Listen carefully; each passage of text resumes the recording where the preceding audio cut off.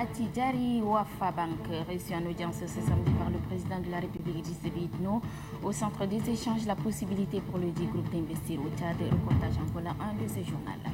Une délégation du programme national de sécurité alimentaire conduite par les ministres de l'Agriculture et de l'Environnement a fait un don d'équipements et de matériel agricole aux producteurs de la région du Pôle. Les détails dans un instant. Et puis, subi à la musique, l'un des meilleurs groupes du pays a lancé ce samedi son troisième album, constitué de 10 titres à la faveur d'une conférence de presse. Il est intitulé Moment de merveille. Voilà pour le sommaire, mesdames, messieurs, bonsoir et bienvenue aux 20h. Le président de la République Idriss Itno a reçu en début d'après-midi une délégation du groupe marocain Attijari Wafa Bank. Au centre des échanges, la possibilité de ce groupe d'investir dans notre pays. Ahmad Absakini Yerim. Mis sur le cap du développement, le Tchad offre des opportunités d'affaires qui attirent plus d'un investisseur et les banquiers marocains ne veulent pas rester à la traîne. Ce samedi, une délégation du groupe marocain Attijari Wafa Bank, dirigée par son président directeur général Mohamed El Ketani, a été reçue par le président de la République Idriss Déby Itno. Au cours de l'audience, les responsables de ce groupe de banques déjà présents dans une quinzaine de pays subsahariens et qui œuvrent pour le développement ont exprimé au chef de l'État leur volonté de venir s'installer au Tchad et de développer des activités bancaires au profit de la population. Selon son président directeur général, la décision du groupe panafricain Attijari Wafa Bank est motivée par l'essor économique du Tchad, sous-tendu par les nombreux projets de développement engagés par le président de la République Idriss Déby Itno. Une initiative qui mérite un encouragement et un accompagnement. Nous avons exprimé notre souhait à son Excellence le Président de nous installer au niveau du Tchad parce que le groupe a une confiance totale dans les ressorts socio-économiques de la République du Tchad, de la vision éclairée du chef de l'État, de tous les projets de développement qui sont engagés par le chef de l'État et son gouvernement pour développer les infrastructures au niveau du pays, développer le secteur privé, notamment les PME-PMI, et rapprocher le secteur bancaire du citoyen tchadien. Mais nous mettons aussi à la disposition de l'économie tchadienne notre expertise en matière d'accompagnement et de financement des projets d'infrastructure. La réponse du chef de l'État converge avec la vision de son frère, Sa Majesté le roi Mohamed VI, parce que Sa Majesté le roi Mohamed VI, dès son intronisation à la tête du pays, a toujours œuvré et milité pour renforcer la coopération sud-sud. Et nous avons trouvé le même écho chez son frère, son Excellence, le président de la République du Tchad. Et il a été extrêmement favorable en disant qu'il serait très heureux qu'une banque marocaine s'installe au niveau du Tchad. La délégation d'Attijari Wafa Bank s'est félicitée de l'accord de principe obtenu auprès du chef de l'État. Avant de quitter le palais présidentiel, le PDG du groupe bancaire marocain, Mohamed El Ketani, a promis que son institution fera un travail professionnel en matière de bancarisation en usant de son expertise datant de plus d'un siècle et en respectant ses engagements. La teneur de ce communiqué de presse avant de poursuivre cette édition, dans le cadre de sa tournée dans les 5 pays membres permanents du Conseil de sécurité des Nations Unies, le ministre des Affaires étrangères et de l'intégration africaine, Moussa Faki Mahamat, a été reçu hier à Londres, en Grande-Bretagne, par son homologue britannique, Alistair Burt. Les deux hommes ont évoqué les différentes situations de crise dans la sous-région et abordé les relations bilatérales. M. Burt s'est réjoui de l'engagement du Tchad en faveur de la paix et exprimé le soutien de son pays à la candidature du Tchad au Conseil de sécurité. Le ministre Moussa Faki Mahamat a eu ensuite plusieurs entretiens avec les responsables politiques et des hommes d'affaires britanniques. À l'issue des différentes rencontres, le chef de la diplomatie tchadienne a animé une conférence de presse sur le thème « La vision du Tchad pour une région sûre et prospère » à la prestigieuse tribune Chatham House à la demande de l'Institut royal des affaires étrangères. Cette conférence débat, la première du genre dans l'histoire diplomatique tchado-britannique, a réuni les diplomates, des hommes politiques, des acteurs humanitaires, économiques économiste et journaliste. Le ministre tchadien des Affaires étrangères a tout d'abord exposé sommairement la vision du Tchad pour une vision sûre et prospère. Pour Moussa Faki Mahamat, le Tchad qui partage de longues frontières avec la Libye, le Soudan, la République centrafricaine, le Cameroun, le Nigeria ou encore le Niger doit jouer un rôle agissant. Mais cette position le rend tout aussi vulnérable aux conséquences des crises qui sévissent dans certains des pays mentionnés.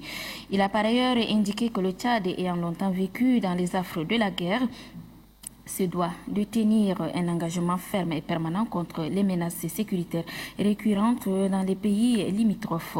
Car, a-t-il indiqué, il ne peut y avoir ni quiétude ni prospérité sans la paix. C'est pourquoi, dit-il, le Tchad, avec son élection comme membre non permanent au Conseil de sécurité, entend accentuer son concours au maintien de la paix et de la stabilité, tant dans la sous-région qu'au Sahel.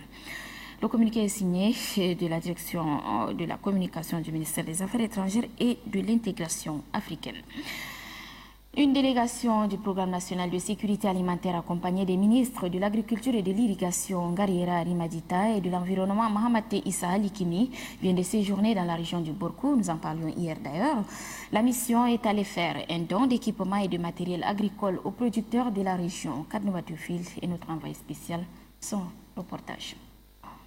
Fidèle à sa mission d'appui aux actions de développement du monde rural, le Programme national de sécurité alimentaire PNSA vient de remettre des matériels et des équipements agricoles aux producteurs de la zone de la Grande Palmeraie. Ce sont au total 18 tracteurs, dont 12 équipés de remorques, 5 motoculteurs, des semences, des intrants et d'autres petits matériels. Ce geste fait suite à la première mission d'évaluation des potentialités naturelles et des difficultés que rencontrent les producteurs du Borkou.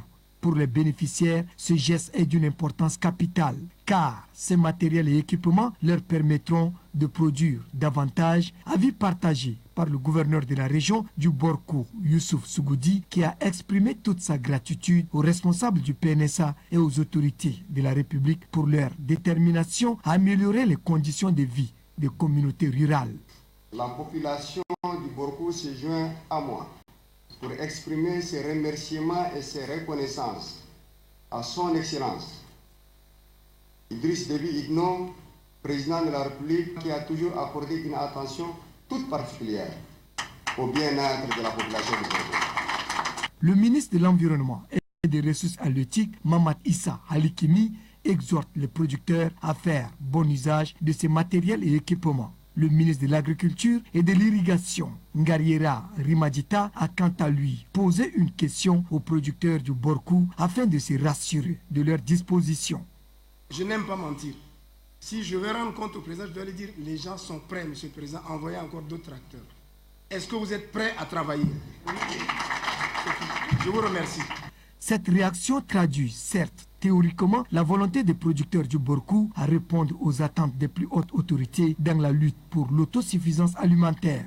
Cependant, il est encore prématuré de confirmer cela, car, dit-on, c'est au pied du mur que l'on connaît le bon maçon. Autrement dit, la réalité, c'est sur le terrain. La même délégation a eu plusieurs autres activités dans la région du Borkou. Le ministre de l'Environnement, Mahamat Alikimi, et le secrétaire général du ministère du Développement pastoral ont fait des descentes sur quelques sites. Le point avec Adef Amat Benrama. C'est une partie de la grande muraille verte traversant la région du Borkou qui a bénéficié d'un reboisement lors de la descente du ministre de l'Environnement et des Ressources halieutiques, Mahamat Issa Alikimi. Ici, tout comme à Fayelarjo, Kouba Olanga et Kirdimi, des plans ont été mis en terre. Au kilomètre 110 de Faya où se trouve un puits au milieu du désert, une ceinture verte est en pleine expérimentation. La délégation régionale de l'environnement, sous la supervision du ministère, veille au grain. Le chef du département de l'environnement, qui s'est rendu sur les sites avec son collègue de l'agriculture, indique que les dispositions nécessaires sont prises pour que ces projets réussissent. Il n'y a aucun arbre dans tous ces passages et qu'il y a l'eau. Et donc, par conséquent, là où il y a l'eau, l'arbre peut pousser. C'est comme ça que nous avons initié un petit projet pilote. Et donc, ça nous encourage à vraiment faire quelque chose de costaud dans l'avenir. Une partie de la ville de Fayelarjo est confrontée à un problème d'ensablement. Plusieurs personnes ont dû abandonner leurs habitations engloutis par le sable. Un peu plus loin, le ministère de l'Environnement explore les possibilités de fixation des dunes pour éviter l'ensablement. Cette visite vient juste après la visite des chefs de l'État qui a séjourné pendant 3 jours dans les Borkou. D'après les techniciens, nous devons travailler sur un projet qui fixe vraiment le dune de sable qui menace la ville de Faya. Dans la localité de Aïngalaka, il a été découvert une espèce bovine unique en son genre au Tchad selon les techniciens du département. La race taurine n'a pas de bosse. Dans le même chapitre, le secrétaire général du ministère du Développement pastoral et des productions animales, Adam Hassan, a exhorté les éleveurs de la région du Borkou à faire recenser leur bétail le moment venu. Il les a rassurés que le recensement prévu d'ici 1 mois ne vise que leur intérêt. Il a saisi l'opportunité pour remettre à titre symbolique un lot de produits vétérinaires à la population pour le déparasitage des bétails. Ces gestes a réconforté les éleveurs. Ici, à N'Djamena, c'est l'université de Toukoura qui a servi de cadre pour la mise en terre des plants ce samedi à l'occasion de la Semaine nationale de l'arbre, une initiative de Lions Club Tchad. Tôt ce matin, les différents démembrements de Lions Club International de N'Djamena ont pris d'assaut les locaux de la cité universitaire de la capitale. Les Lions Club douaniers, Tamarien et Yasmine ont mis en terre des plants. Pour cette opération, le Lions Club prévoit mettre en terre plus de 200 plants de différentes espèces. Pour les membres du Lions Club International de N'Djamena, cette action a tout son sens. Au niveau du Lions, nous avons un axe important, celui de l'environnement. C'est pour cela que chaque année, au cours de la semaine de l'arbre, nous nous faisons le devoir d'aller planter des arbres quelque part. Nous l'avons déjà fait par ailleurs dans le passé et nous allons continuer. Monsieur le recteur, soyez assuré que ça ne sera pas la dernière œuvre en matière de plantation d'arbres ici. Cette initiative est saluée par le recteur de l'université de N'Djamena qui invite d'autres associations à emboîter les pas à Lions Club International de N'Djamena. L'université de Toukoura est un joyau, c'est un bijou, un des grands cadeaux du président de la République. Et vous êtes les premiers à agir civilement en faveur de ce bijou. Qu'à partir d'aujourd'hui, une plaque portera l'insigne de votre association et ce sera l'allée du Lions Club. Après la mise en terre de ce plan, les Lions Club International de N'Djamena ne comptent pas s'arrêter à ces niveaux. Ils entendent veiller à l'entretien de ces sites qui leur est dédié, et c'est pour une période de 3 ans.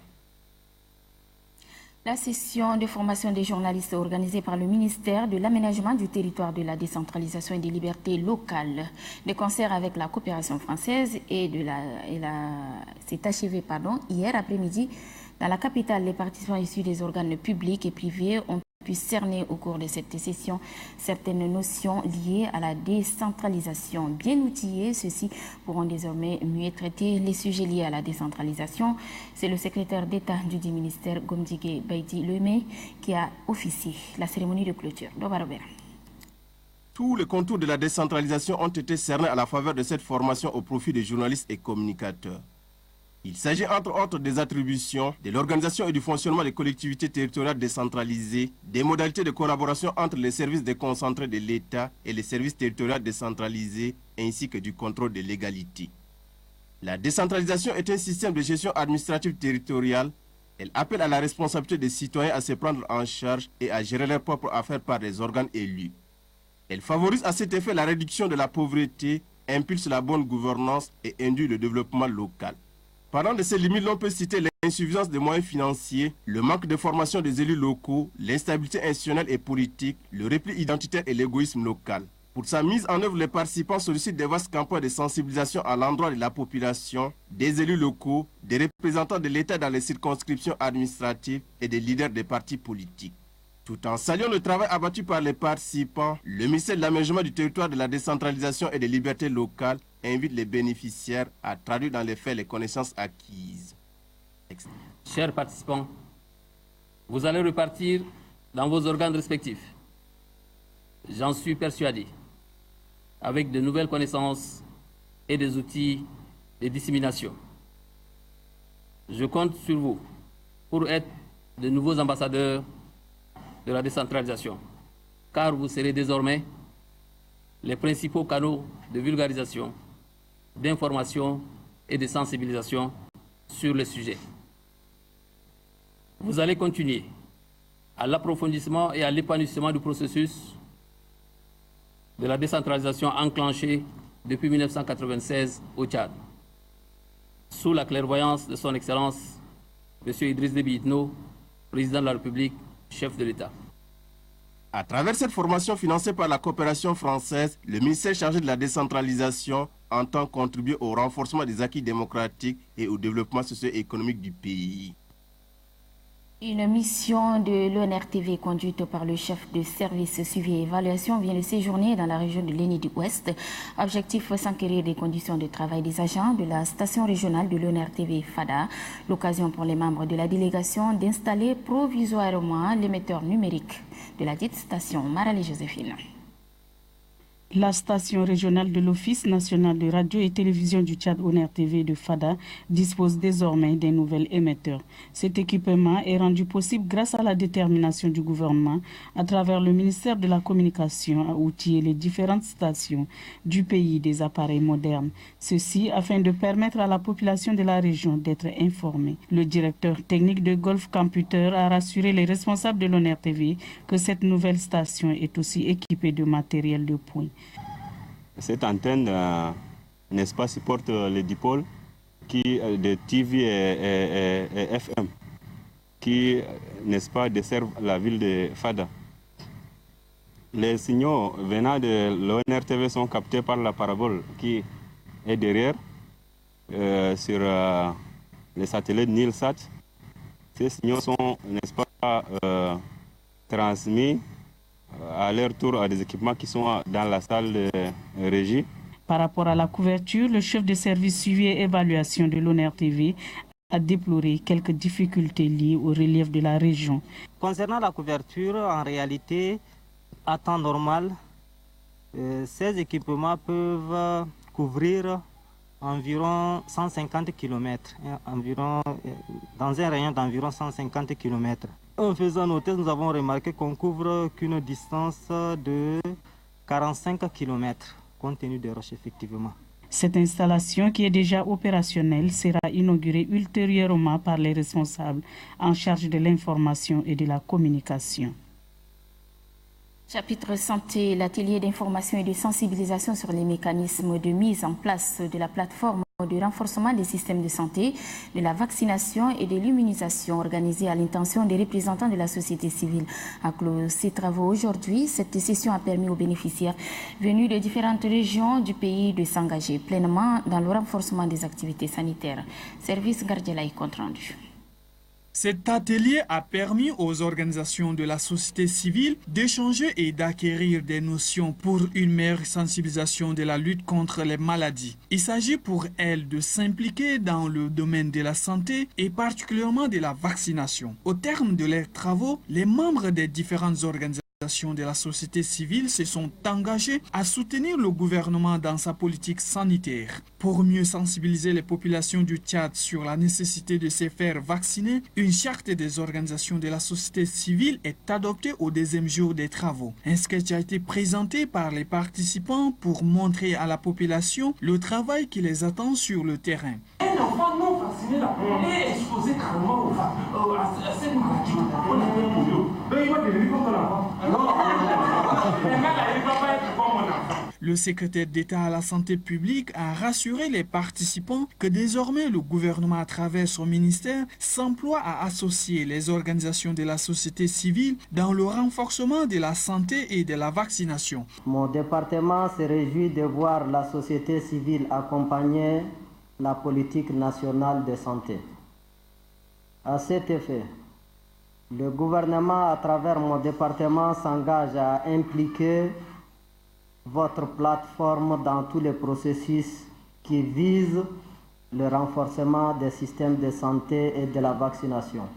À l'issue de l'atelier, un bureau composé de 11 membres est mis sur pied. Koumandega Lazare en est le président. Ainsi, ce bureau aura pour mandat de coordonner les activités de cette plateforme nationale. Aujourd'hui, 7 septembre 2013, c'est la journée internationale de l'alphabétisation, l'occasion pour la ministre de l'Enseignement fondamental et de l'alphabétisation, Albatouro Zakaria, de rendre publique une déclaration. En voici un extrait. Depuis plus de 40 ans, l'UNESCO célèbre la journée internationale de l'alphabétisation en rappelant à la communauté internationale que l'alphabétisation est un droit humain et qu'elle est à la base de tout apprentissage. Notre pays, le Tchad, à l'instar des autres pays membres de l'UNESCO, célèbre le 8 septembre de chaque année la journée internationale de l'alphabétisation. Elle est précédée de la semaine nationale d'alphabétisation lancée cette année en septembre 2013 à Amdiara, chef-lieu de la région de l'Enedi-Est. C'est à juste titre que son Excellence Idriss Déby Itno, président de la République, chef de l'État, a perçu l'importance du défi en érigeant l'alphabétisation au même niveau que celui de l'enseignement fondamental à travers l'appellation du département que j'ai l'insigne honneur de diriger. J'en appelle donc à la solidarité nationale et internationale pour un renforcement des partenariats en vue d'accélérer la mise en œuvre d'une alphabétisation de qualité. Que chaque personne sachant lire et écrire prenne l'engagement d'aider son prochain à sortir de l'analphabétisme. Albatouro Zakaria, ministre de l'Enseignement fondamental et de l'alphabétisation. Parlons culture, Soubiana Musique, l'un des meilleurs groupes musicaux du pays, vient de lancer son nouvel album de 10 titres intitulé Monde Merveille à la faveur d'une conférence de presse animée ce samedi. Précision Innocent Cléo. Après le succès réalisé dans la vente de ces deux albums précédents, à savoir L'Éternel et Ses Souvenirs, Soubiana Musique, l'un des groupes musicaux phares de la capitale, lance un nouvel album sur le marché du showbiz. Monde Meilleur est le nom de baptême de ce troisième album.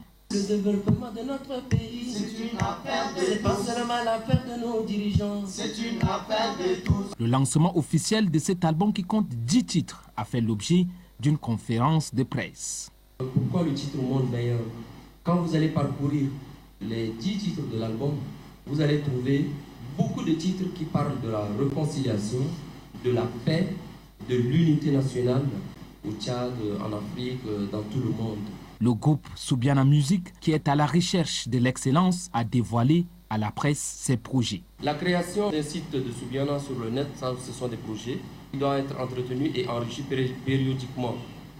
Il y a aussi en projet une tournée africaine vers des pays d'Afrique centrale et de l'Ouest. Et ensuite, notre objectif, c'est de se positionner et surtout dans le cadre de la visibilité, de manière à ce que Soubiana soit visible sur les grandes chaînes internationales.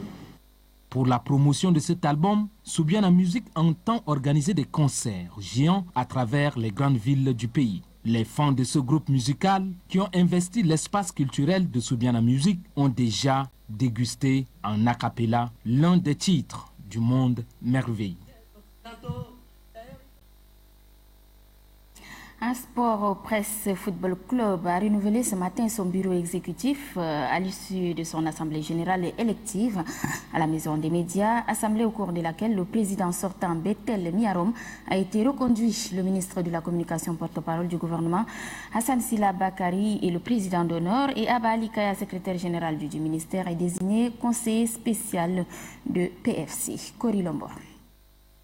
Cette belle Bochette de la presse nationale a renouvelé son bureau exécutif après 2 années d'exercice. C'est par consensus que la plupart des membres du bureau exécutif de Presse Football Club sortant ont été reconduits. Dans l'intervention qu'il a faite, le président de Presse Football Club, Bethel Miarom, a dans son rapport moral relevé avant de souligner les maux qui entravent le bon fonctionnement de cette activité ludique. Par exemple, le manque de subventions pour faire face à certaines charges, La cotisation ponctuelle des joueurs ne suffit pas, a-t-il martelé. Ouvrant les travaux, le représentant du ministre de la Communication, porte-parole du gouvernement, a souligné avec force détail les vertus du sport. Il n'a pas manqué de faire remarquer le vecteur d'unité de brassage que joue Presse Football Club. Une personne qui n'a pas une bonne santé physique ne peut pas durer dans le métier qui est le nôtre. D'où la nécessité de pratiquer un tant soit peu une activité sportive, ne serait-ce que pour se maintenir. Grâce donc à Presse Football Club, les communicateurs tchadiens ont créé un cadre de brassage et d'échange qui nous a toujours fait défaut. Avec cette équipe de football, vous oubliez un tant soit peu vos rédactions, vos lignes éditoriales, vos statuts, presse publique ou privée, arabophone ou francophone, pour ne parler qu'un seul langage, celui du football. Une motion spéciale a été adressée au ministre de la Communication, porte-parole du gouvernement. Nous, joueurs de l'équipe des communicateurs baptisée Presse Football Club, réunis à l'Assemblée générale ce jour 7 septembre 2013 à la Maison des médias de Moursal, demandons au ministère de la Communication, à compter de cette date, d'apporter une subvention annuelle à l'équipe et la doter de moyens de travail adéquats. Pour le président de Presse Football Club, cette flamme doit être maintenue pour que les communicateurs tchadiens travaillent la main dans la main pour le développement du Tchad. Le bureau mis en place aujourd'hui est votre bureau. C'est un bureau que nous voulons dynamique, créatif, pour enregistrer encore d'autres victoires, comme celles que nous avons enregistrées au cours de ces 2 dernières années, mais aussi et surtout créer cette synergie dont nous avons besoin au milieu de cette presse nationale. Test pour le nouveau bureau qui va mesurer ses talents et compétences par le match qui l'oppose à Tigo. Justement, Cory Lombor, le match amical qui a opposé cet après-midi au terrain de Paris-Congo l'équipe de Presse Football Club à celle de la compagnie de téléphonie mobile Tigo, s'est soldé par la victoire de l'équipe de Tigo, 4-3. C'était donc à l'issue des séances de tir au but. Nous y reviendrons demain en son et en images. Sans transition à l'étranger en République démocratique du Congo, l'opposition bout de la concertation nationale dont les travaux sont prévus aujourd'hui dans la capitale. Celle-ci dénonce les intentions du président Joseph Kabila. Bernard Aparis, AITV. Si la situation dans l'est du pays est dans tous les esprits, les unes de la presse s'intéressent aux concertations nationales. Initialement prévues mercredi, ces assises se sont ouvertes aujourd'hui. Mais d'ores et déjà, les principaux partis de l'opposition ont décliné l'invitation. L'Union pour la démocratie et le progrès social d'Étienne Tshisekedi maintient sa ligne de conduite. Ces concertations convoquées par une personnalité qui n'a ni légitimité, ni crédibilité, ni qualité, n'apporteront rien de neuf, ne vont pas résorber la crise dont la cause principale, c'est le hold-up électoral. Quant à l'Union pour la nation congolaise, elle refuse de cautionner ce qui ressemble à une tentative de révision constitutionnelle. Ça va accoucher d'une souris, ils vont bouffer quelques perdièmes et puis prendre quelques résolutions parce que l'âme du peuple n'est pas dans ces concertations-là. Ça, c'est une histoire taillée sur mesure de M. Kabila qui a des ambitions de réviser la Constitution, les ambitions de nous impliquer dans une transition pour que en 2016 ou 2019, ils disent voilà, je n'ai pas terminé mon mandat, je reprends encore ma candidature à la présidence. Seule exception au sein de l'opposition, le mouvement de libération du Congo. Son leader, Jean-Pierre Bemba, pourtant emprisonné à La Haye, a accepté de jouer le jeu démocratique. Nous pouvons dire que nous sommes à la base de l'idée du dialogue. Deuxième raison, nous pensons que dans le cadre de ces échanges, nous avons des choses à dire, nous avons une contribution à faire pour sortir notre pays du bourbier dans lequel il se trouve plongé aujourd'hui. Le comité préparatoire, comprenant des représentants de la majorité présidentielle, de l'opposition et de la société civile, a déjà tracé le cadre de la concertation. Ensemble, ils se sont donné 15 jours pour définir les voies et moyens pour sortir le pays de cette interminable crise. Voilà, revenons sur place ici à N'Djamena avec cette décision portant réaménagement du bureau politique national du MPS. Le bureau politique national du MPS est réaménagé comme suit. Secrétaire général adjoint, le camarade Mohamed Ali Abdallah Nassour. Le reste sans changement. La présente décision qui prend effet pour compter de la date de sa signature sera enregistrée, publiée et communiquée partout où besoin sera. N'Djamena le 7 septembre 2013. Dr Beyo Malo Adrien. Voilà, mesdames, messieurs, c'est la fin de cette grande édition. Merci de l'avoir suivi. Prochain rendez-vous avec l'actualité en français. Ce sera à 23h30 avec Adoum Abdelkader. Je vous retrouve demain à la même heure et avec le même plaisir. Bon week-end à toutes et à tous. Bonsoir.